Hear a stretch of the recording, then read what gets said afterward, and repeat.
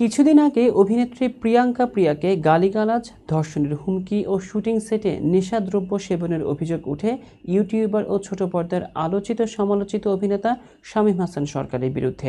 এ ব্যাপারে সংবাদ সম্মেলন ডেকে নিজের বিরুদ্ধে ওঠা সকল অভিযোগ অস্বীকার করেছিলেন এই অভিনেতা।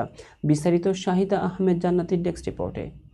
কিছুদিন আগে ছোট পর্দার আলোচিত অভিনেতা শামীম হাসান সরকারের বিরুদ্ধে অভিনেত্রী প্রিয়াঙ্কা প্রিয়াকে গালিগালাজ, ধর্ষণের হুমকি এবং শুটিং সেটে নেশাদ্রব্য সেবনের অভিযোগ ওঠে। শামীম শুধু প্রিয়াঙ্কার সঙ্গে নয়, ইন্ডাস্ট্রির আরও কয়েকজন নারী শিল্পীর সঙ্গেও খারাপ ব্যবহার করেছেন। এসব অভিযোগ প্রকাশের পর ব্যাপক সমালোচনা ও আলোচনা শুরু হয়।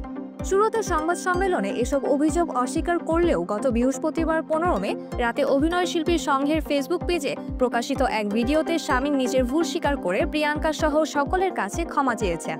ভিডিও বার্তায় শামীম বলেন, সম্প্রতি প্রিয়াঙ্কা প্রিয়ার সঙ্গে আমার একটি খারাপ অভিজ্ঞতা হয়েছে। আমি তার সঙ্গে বাজে ব্যবহার করেছি, গালাগাল করেছি। আজ তার সঙ্গে দেখা করে আমি আমার ভুলের জন্য দুঃখ প্রকাশ করেছি এবং লজ্জিত। তিনি আরও জানান, শুধুমাত্র প্রিয়াঙ্কাই নয়, তার ক্যারিয়ারে অন্য অনেককেও কষ্ট দিয়ে থাকতে পারেন তিনি। এজন্য সবাইকে দুঃখ প্রকাশ করে শামীম বলেন, হয়তো রাগ নিয়ন্ত্রণ করতে না পেরে আমি কিছু কথা বলেছি। আমি প্রতিশ্রুতি দিচ্ছি আর কখনো এমন ঘটনা ঘটবে না। কেউ খারাপ ব্যবহার বা কথার শিকার হবে না। যদি আমার কথায় কেউ কষ্ট পেয়ে থাকেন, আমাকে ক্ষমা করবেন। তিনি তার শুভাকাঙ্ক্ষীদেরও দুঃখ প্রকাশ করেন এবং প্রতিশ্রুতি দেন ভবিষ্যতে এমন ভুল আর করবে না। শামীম বলেন, যারা আমার বিরুদ্ধে অভিযোগ এনেছেন তাদের সকলের কাছে দুঃখ প্রকাশ করছি এবং তাদের কাছে ক্ষমা চাইছি।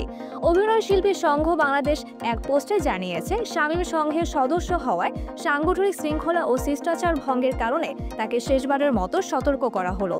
সংঘের নিয়ম অনুযায়ী যদি ভবিষ্যতে এমন অভিযোগ পুনরায় প্রমাণিত হয়, তাহলে তার সদস্য পদ বাতিল করা হবে।